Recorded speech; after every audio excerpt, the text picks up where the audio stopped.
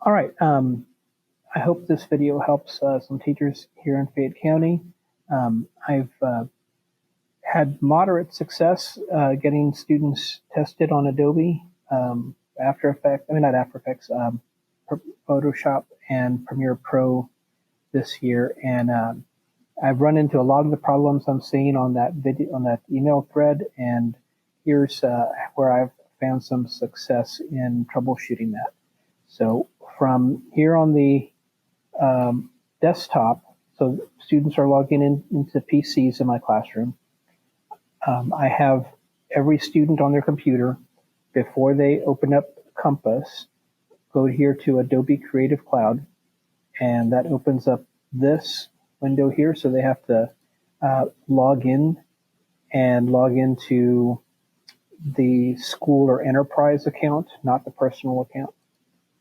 And from this window here, I go through and I make sure that when we click other versions, the only one that is installed is Premiere Pro 22.6.4. It says long-term supported underneath.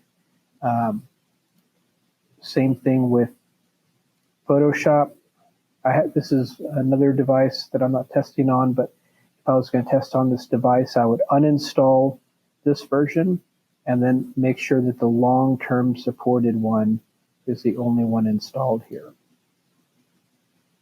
Okay, then I have the students, let's just say I'm going to test in Premiere Pro. I have them open this. And I was working on something, but so basically I have them just make sure that you get to this workspace window and you can do stuff within Premiere Pro.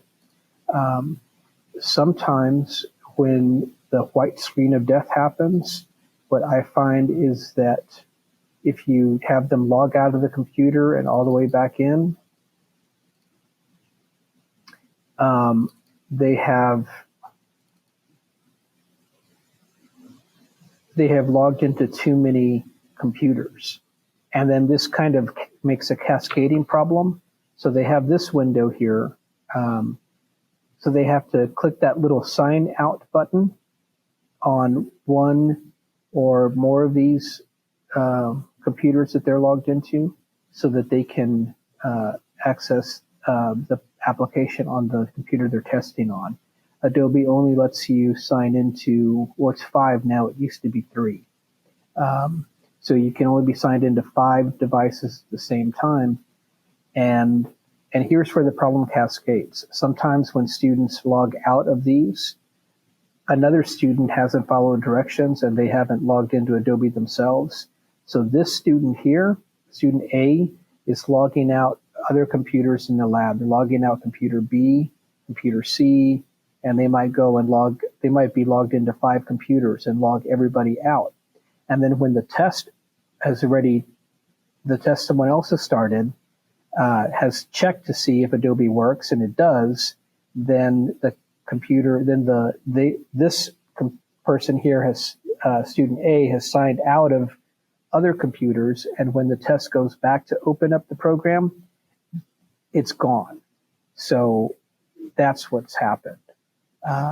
And I can't say I never get white screen of death anymore, but since I've been a little better about making sure that I see every student has that long-term supported version correct, and that they themselves are logged into Adobe, that no one else is going to log them out, I've run into a lot fewer of the white screen of deaths. And usually when I do run into a white screen of death, it's because I turned around and they've done something and they're not the ones logged in, or they didn't log into Adobe fully, and they aren't able to get past this window, or the testing computer isn't able to get past this window in the background when they're testing. Okay, another thing I've run into is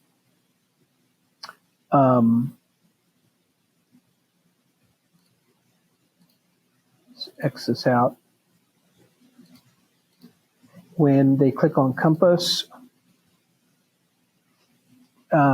sometimes Compass isn't set up with, instead of getting this window where it asks if you want to be able to make changes, it says Compass can't make changes.